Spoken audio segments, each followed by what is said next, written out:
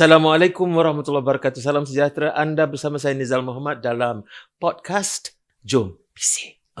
Bisikan ni kenapa? Kerana bisikan tu tanda ada sesuatu yang sangat dalam nak diceritakan dan disampaikan dengan penuh rasa tanggungjawab. Satu lagi penuh dengan rasa ingin menyampaikan agar orang benar-benar dengar. Kalau kita menjerit, orang kadang-kadang rasa macam sakit. Tapi bisik itu kadang lebih tajam lagi daripada menjerit tidak tentu pasal. Saudara, hari ini kita akan bincangkan dengan satu topik daripada atau dinamakan di manakah mereka boleh berlindung. Ini adalah tentang penceritaan tentang pendedahan perlindungan. Tentang perlindungan apa? Institusi kebajikan, tentang siapa? Tentang warga emas, tentang kanak-kanak, tentang asrama bahagia ada, nanti kita akan sembangkan. Kan? Jadi untuk itu nak membincangkan hal ini, kita ada tamu yang kita datangkan khas daripada Jabatan Kebajikan Masyarakat sendiri. Nama pun nama macam seniwati gitu. Namanya ialah Puan Rosmawati Ishak, Timbalan Ketua Pengarah Operasi JKM. Assalamualaikum Puan. Terus dulu. Waalaikumsalam. Amboi nama. Jadi sekarang ni bila kita cerita tentang perlindungan dan sebagainya, saya fikir peringkat awalnya nak menyampaikan kepada masyarakat kita maksud perlindungan dalam konteks JKM itu apa, supaya masyarakat tahu ini pengertiannya, bukan yang sembarangan. Mungkin Puan dapat menjelaskan. Okey, baik. Terima kasih Cik Nizal. Ya. Okey. Menyentuh tentang perlindungan ni, sebetulnya perlindungan adalah salah satu daripada 5 teras perkhidmatan JKM. Kita ada 5 teras: perlindungan, pemulihan, pencegahan, pembangunan dan pengintegrasian. So kalau kita bercakap dalam konteks ini, dia tak boleh perlindungan semata-mata. Jadi mesti dikaitkan dengan perkhidmatan teras yang lain. Ya?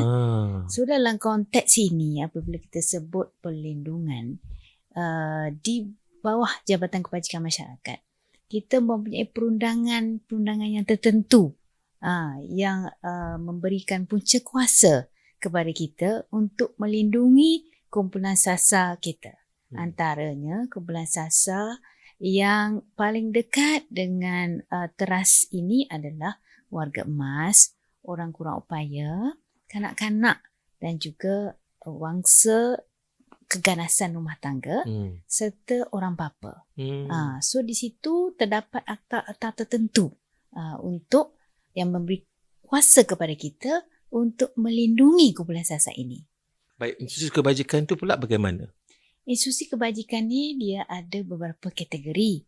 Antaranya adalah yang institusi warga emas. So di bawah institusi warga emas, kita ada institusi yang dinamakan Rumah Seri Kenangan. Rumah Seri Kenangan. Selain daripada Rumah Seri Kenangan, kita ada Rumah Ihsan. So Rumah Seri Kenangan kita ada 8 buah di seluruh Malaysia. Yang Rumah Ihsan kita ada 2 buah. So Rumah Seri Kenangan ini memberikan perlindungan kepada warga emas yang dibawa masuk dengan kriteria tertentu. Contohnya, warga emas yang daif, warga emas yang sebatang kara, tidak mempunyai waris, tapi mereka itu boleh mengurus diri. Jadi kita tempatkan mereka, lindungi mereka di Rumah Seri Kenangan ini. Manakala Rumah Ihsan pula adalah satu rumah yang kita tubuhkan untuk memberi jagaan perlindungan kepada warga emas yang sakit dan terlantar. Itu bezanya antara kedua. Ya, itu dari sudut institusi warga bagi warga emas. Ya. Tak cukup ya, itu sahaja baru satu. Banyak lagi. Banyak lagi. Yang kedua? Yang kedua adalah institusi untuk orang kurang upaya. So orang kurang upaya pula kita ada Taman Sinar Harapan. Kita ada 7 buah di seluruh Malaysia. So Taman Sinar Harapan ini memberikan khususnya perlindungan dan pemulihan kepada orang kurang upaya kategori pembelajaran. Maksudnya kategori pembelajaran itu bagaimana? Dia ada di bawah kategori pembelajaran itu mereka yang contohnya Down syndrome, mereka yang kategori autism dan sebagainya. So ada 6 subkategori lagi di bawah kategori pembelajaran. So di samping itu juga di bawah UKU terdapat institusi iaitu Bengkel Daya. bangkit daya ini kita ada 2 di seluruh Malaysia, iaitu bangkit daya Sungai Bertani dan juga bangkit daya Kelang. Di sini kita menyediakan program transisi untuk menempatkan OKU. Di samping pemulihan, mereka juga melalui transisi pekerjaan. Maknanya kita memberikan kemahiran kepada mereka dalam mempersiapkan mereka untuk ke alam pekerjaan. So itu bangkit daya. So contohnya di bangkit daya Kelang, so mereka ada program projek bakery dan sebagainya. Ya, di situ. Itu baru 2. Baru dua. Baru 2. Ada lagi ni cerita. Ada lagi. Lagi selain pada itu? Okey. Selain pada itu pula kita sentuh kepada institusi kanak-kanak. So institusi kanak-kanak juga ada beberapa lagi kategori di bawahnya. Okey, contohnya institusi yang kita kategorikan sebagai tempat selamat. Maknanya penubuhan tempat selamat ini diwartakan di bawah Akta Kanak-Kanak 2001. Jadi kita ada RKK di bawah dia, Rumah Kanak-Kanak. So rumah kanak-kanak ni ada 16 buah rumah kanak-kanak di seluruh Malaysia. 16. Okay, seterusnya kita ada pula institusi di bawah kanak-kanak juga. Kita namakan sekolah yang diluluskan. So dalam konteks ini kita beri nama Sekolah Tunas Bakti. Okay. Di bawah Tunas Bakti ni STB kita ada 9 buah institusi STB di seluruh Malaysia. Termasuk Sabara Sarawak. Dan seterusnya kita ada pula institusi yang dinamakan Asrama Akhlak. Asrama Akhlak ini juga ada 9 buah di seluruh Malaysia. So yang ini juga tapi dia ada beza antara institusi tempat selamat tadi dengan institusi yang akhlak ini.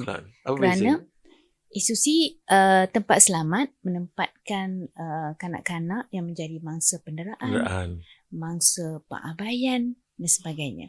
Dan manakala institusi yang menempatkan kes-kes akhlak tadi adalah kanak-kanak yang terlibat dengan kesalahan jenayah ataupun konflik undang-undang, dan mereka ini diberikan perintah percubaan di asrama akhlak dan seterusnya perintah tetap di Sekolah Tunas Bakti.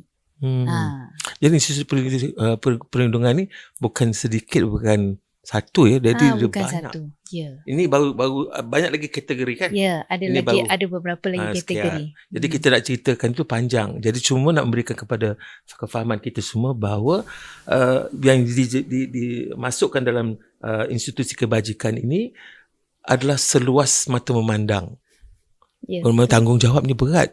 Ya. Puan. Jadi cabaran-cabaran untuk melaksanakan dan menggerakkan pelbagai institusi kebajikan ini bagaimana? Okay, kalau institusi kanak-kanak tadi kita ada keseluruhan bilangannya 40 buah institusi kanak-kanak. Institusi warga emas tadi kita ada 10. Institusi OKU tadi kita ada 7. Dekat situ saja kita dah ada 7 campur 9.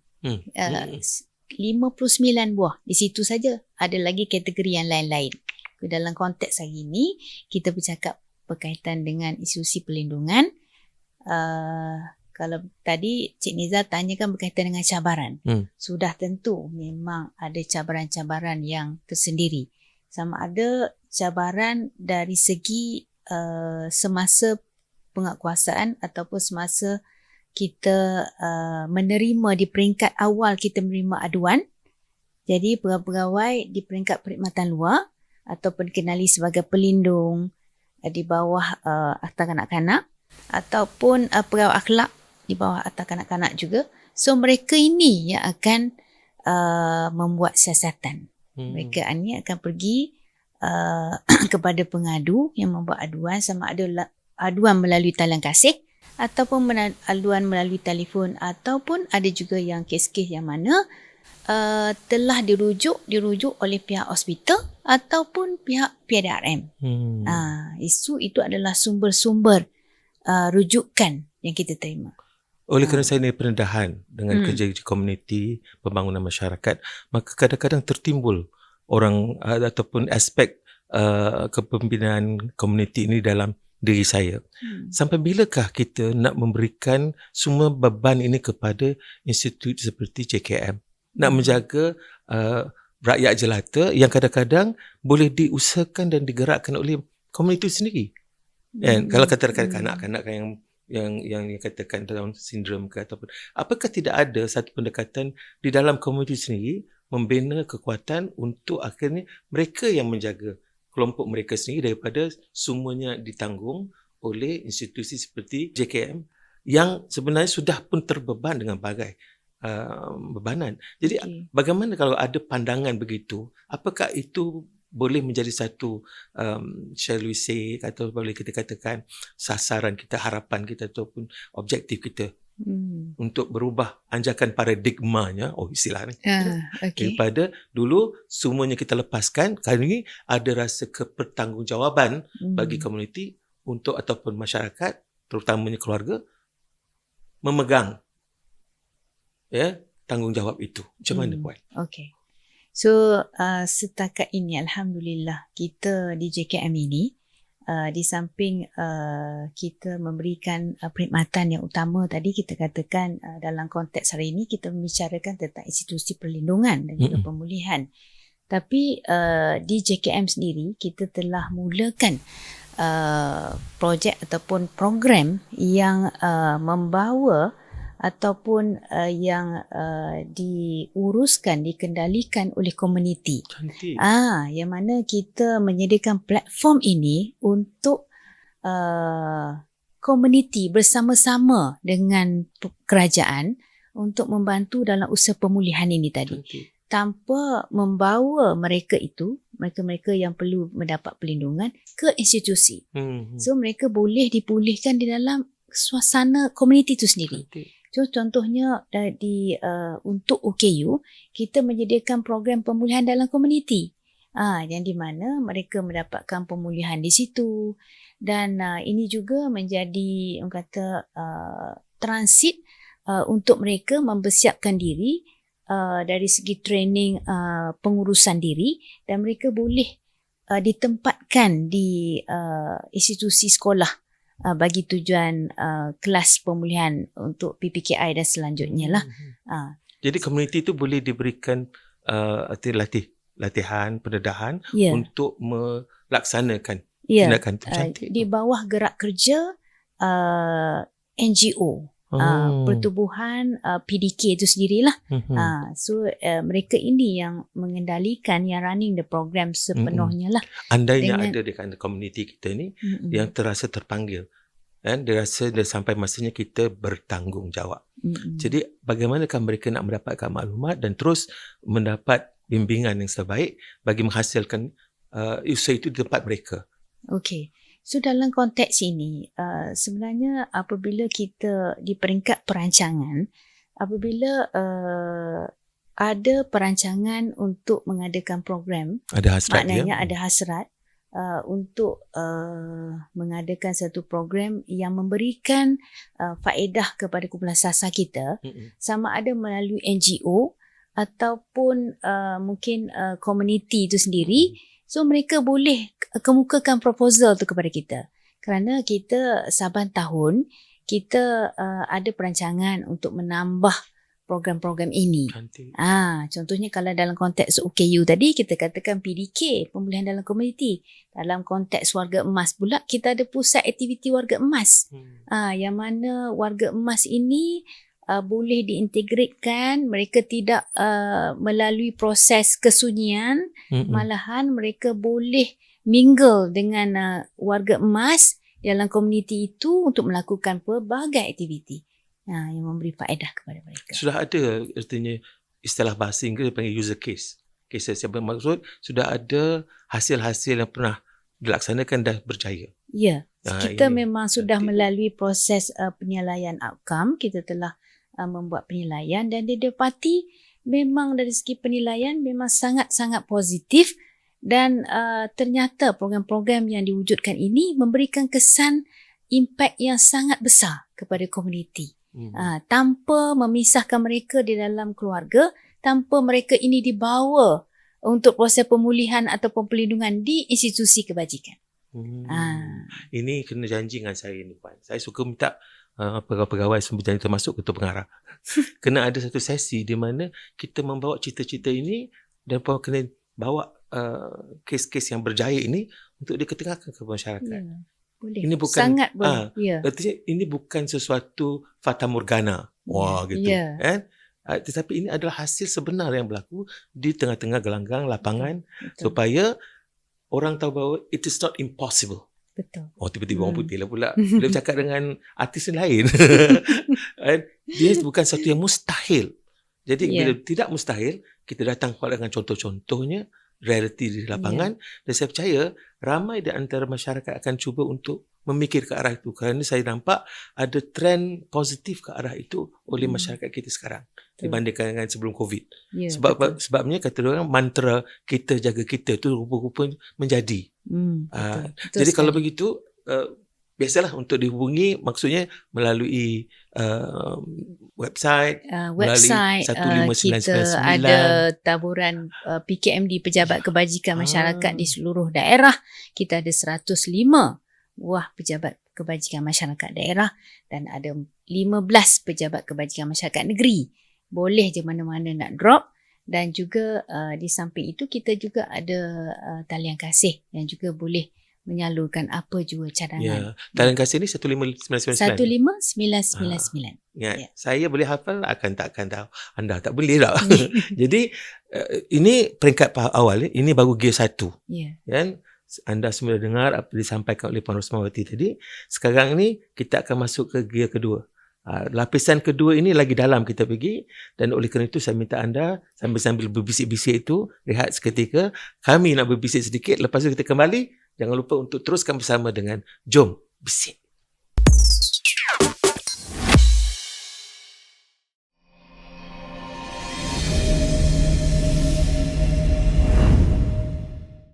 Assalamualaikum, kembali kita di dalam siaran dinamakan Jom Bisik.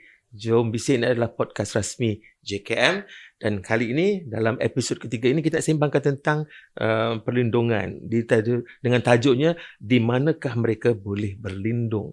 Tadi kita banyak sembangkan tadi, banyak menarik yang saya rasa saya terbayangkan 1001 perkara yang boleh kita fikirkan tentang apa yang dibangkit oleh Puan tadi. Cuma sekarang ni ada satu tadi sampai-sampai kita berbisik-bisik tanpa orang ni, kita ada sebut Puan ada sebut tentang last resort. Maksudnya apa tu last resort itu, Puan? Okey, ini uniknya di JKM ini. Kami mengendalikan institusi kebajikan. Apabila kita menerima rujukan itu tadi yang saya nyatakan, kita perlu melakukan proses penilaian. Proses penilaian kita tu merangkumi saringan, sama ada dia memenuhi kriteria, sama ada kes ini betul-betul memerlukan perlindungan. Kerana kalau sekiranya kita membuat keputusan yang tidak meliputi aspek yang menyeluruh, maka kemungkinan kita tidak memihak kepada satu-satu kumpulan siasat itu. Contohnya, kalau kanak-kanak kita tidak memikirkan tentang kepentingan terbaik untuk kanak-kanak, the best interest of the child. Jadi dalam konteks ini, institusi kita ini kita bina dengan tujuan tertentu, peranan tertentu adalah merupakan institusi ataupun pendekatan yang kita gunakan last resort, pilihan yang terakhir. Setelah kita meneroka option-option yang ada, yang mana penekanan dan tumpuan adalah kepada keluarga. Keluarga adalah the best element yang perkembangan seorang-orang kanak-kanak itu ataupun warga emas dan sebagainya harus berada bersama dengan keluarga. Namun, kita tak dapat nafikan terdapat apabila berlakunya sesuatu kepincangan ataupun krisis tertentu, maka kita perlu melindungi sebahagian daripada kumpulan siasat kita itu tadi. Itu dinamakan last resort, pilihan terakhir untuk penempatan ke institusi ini. Jadi dalam kita melakukan proses siasatan itu tadi, kita melihat elemen penilaiannya menjurus kepada ada tak lagi keluarga kandungnya ataupun keluarga luasnya, extended family-nya, dan ada juga mungkin kita tak perlu pun ditempatkan di institusi, maka kita pula buat padanan kepada keluarga pelihara.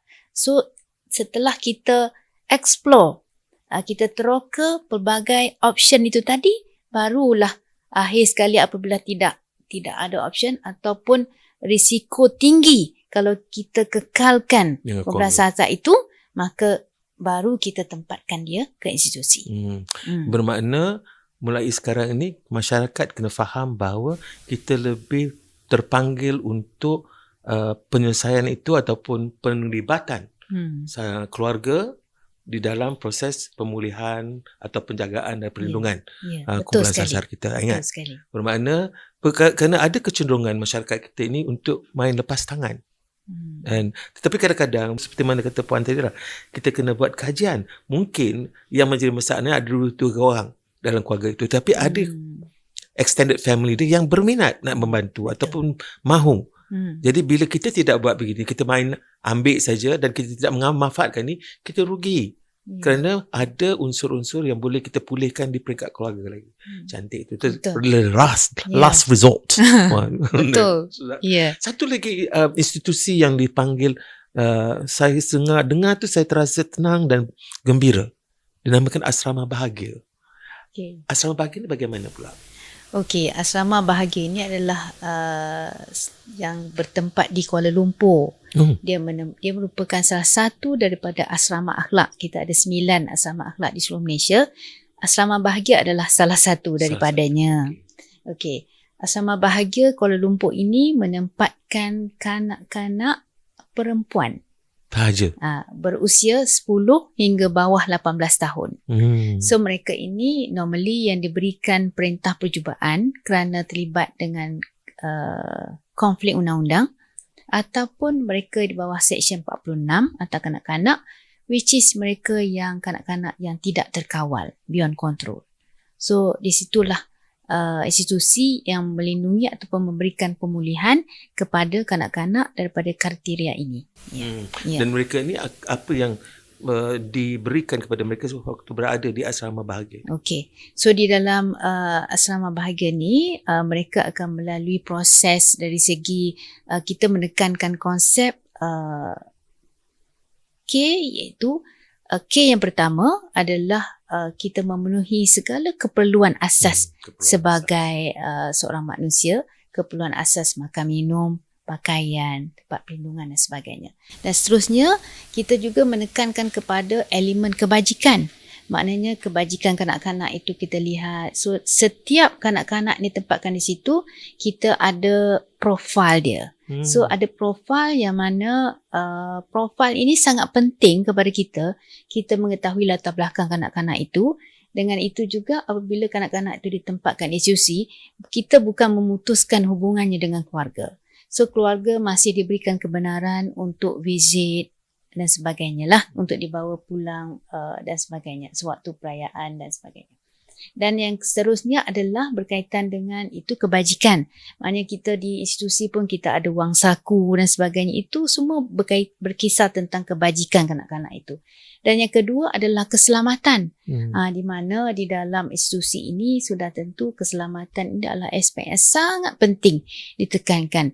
Dan atas faktor keselamatan jugalah merupakan salah satu yang menyumbang kepada faktor risiko yang membuatkan kita membuat keputusan untuk memasukkan kanak-kanak itu ke institusi kita. So, maknanya keselamatan institusi itu mestilah yang tip-top. Dan seterusnya adalah aspek kesihatan. So, kalau lihat kesihatan, sebagaimana setiap kanak-kanak itu juga ada tahap kesihatan masing-masing. Dan rekod itu memang kita ada.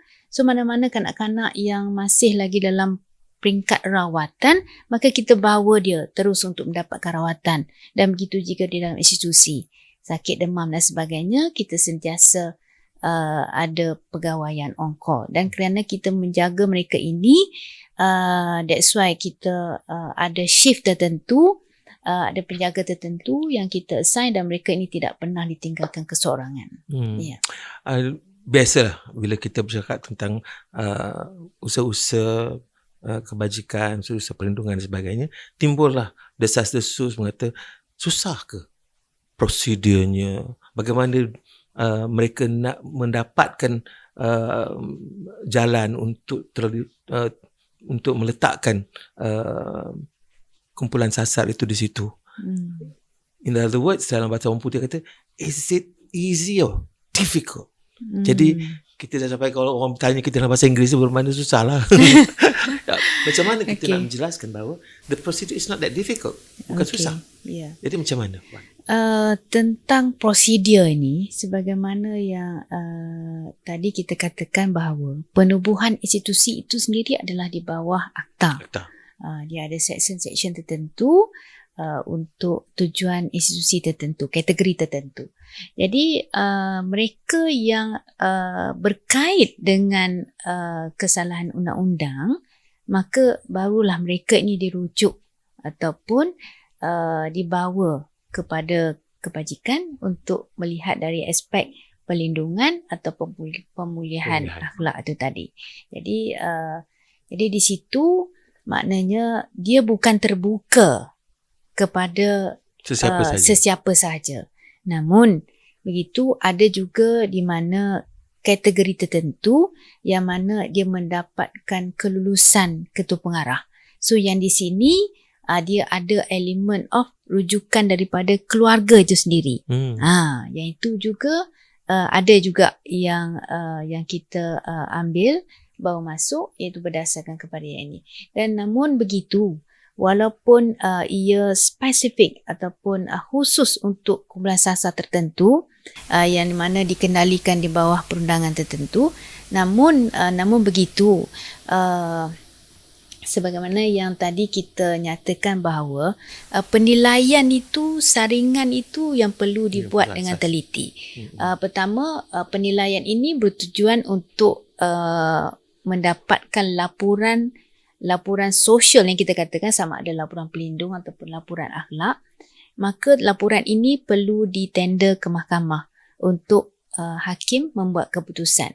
Jadi sebelum magistrate ataupun hakim membuat keputusan, maka itulah pentingnya penerokaan itu dibuat secara menyeluruh. Ini dalam konteks ini adalah dalam konteks asrama bahagia, dalam konteks kanak-kanak dia. Ya, dalam konteks kanak-kanak. Bukan dalam konteks warga. Kalau dalam konteks warga emas dia lain pula. Lain pula. Supaya saya takut nanti ramai orang kata, warga emas pula macam mana? Takkan ada kena undang-undang dia hukum tak? Jadi apa yang tadi disebutkan oleh Puan tadi adalah merujuk kepada cerita yang kita sebut asrama bahagia itu. Jadi jangan salah tangkap ya. Saya takut nanti ada yang tersalah tangkap, nanti akhirnya menyampaikan berita-berita palsu. Jadi dalam konteks sekarang ni keseluruhannya kita itulah masalahnya kita buat perbincangan ini, waktu sangat-sangat mencemburui. Jadi dalam hujung ini mungkin barangkali kita berikan ruang lah untuk Puan memberi bagaimana selepas ini? Apakah akan ada sesuatu yang artinya maksud saya lah, apakah ada satu perkembangan di mana penyertaan komuniti, penyertaan masyarakat akan lebih banyak lagi, kandingan mantap antara kerajaan, masyarakat dan pihak selain itu akan lebih kukuh lagi, dan kalau begitu bagaimanakah saranannya untuk ia disempurnakan? Saya dengar apa saya takut. So dalam konteks yang ini kita mungkin boleh kupaskan kepada hala 7 ya. Apabila kita menyebut tentang institusi perlindungan, mungkin ada yang mengatakan cukup ke institusi perlindungan yang dah ada ni, institusi pemulihan yang dah ada ni. Namun sebenarnya bukan dengan cara kita menambah bilangan institusi, namun yang paling baik adalah kita mengembangkan dalam bentuk program dalam komuniti. Supaya keterlibatan keluarga dalam komuniti itu dan komuniti itu boleh dilibatkan bersekali. Kerana kita katakan tadi, the best place, tempat yang terbaik untuk kanak-kanak adalah keluarga. Begitu juga dengan warga emas, OKU dan sebagainya. Jadi kita menyediakan platform untuk bagaimana untuk membawa komuniti, penglibatan komuniti secara total di dalam program kita. From community to community. Dari community kepada community. Dan inilah saya fikir merupakan hasrat dan hala 7 JKM sekarang ya. Jadi saya percaya saudara bagi saya sebagai orang yang juga pernah terlibat dengan kerja-kerja komuniti ini adalah satu hasrat yang besar dan memerlukan komitmen semua dan kesediaan semua. Jadi kalau itulah hasratnya, maka saya mendoakan kita sampai. Dan ia memerlukan penyertaan semua. Bukan hanya JKM saja bersemangat, tapi komuniti tidak. Ya? Jadi oleh kerana itu, saya percaya kalau katakan itulah sarananya, saya tak sabar menantikan saat untuk saya dapat menemu buah lagi apabila kita sampai ke jalan pengakhiran yang mana kita dapat melihat gabungan tenaga antara masyarakat atau komuniti, antara kumpulan sasar dan juga kepada syarikat dan juga pihak-pihak di luar NGO betul. Dan swasta dan sebagainya. Baik, ada mungkin kata-kata akhir nak disampaikan kepada penonton sebelum kita mengucapkan bisik selamat tinggal. Okey, kita juga mengambil kesempatan ini untuk merakamkan segitiga perhargaan kepada khususnya kepada agensi yang memberikan kerjasama yang sangat baik dalam konteks kita memberikan pemulihan dan juga perlindungan kepada kumpulan sasar kita, khususnya PDRM, masyarakat sendiri yang juga yang begitu peka, cakna dengan keadaan terutamanya jiran-jiran dan sebagainya, yang memberikan kerjasama yang sangat erat kepada pihak jabatan dalam melunaskan tanggungjawab kami. Dan seterusnya kami dapat menjalankan tugas dengan lebih berkesan. Baik, terima kasih sangat-sangat Puan Rosmawati Ishak, Timbalan Ketua Pengarah Operasi JKM yang sudi berkongsi cerita dengan kita tentang hal ehwal mengenai perlindungan dan bagaimana akhirnya nanti kita mengharapkan satu kerjasama yang rapat antara kita semua. Barulah nampak aman damai. Baik, hingga kita bertemu lagi saudara, jangan lupa untuk ikuti episod seterusnya nanti. Jom bisik beraksi. Andainya anda mahu sesuatu daripada kami, ikutilah kerana banyak maklumat-maklumat yang terdapat dalamnya. Hingga jumpa lagi. Salam sejahtera, salam hormat daripada saya, Nizal Muhammad.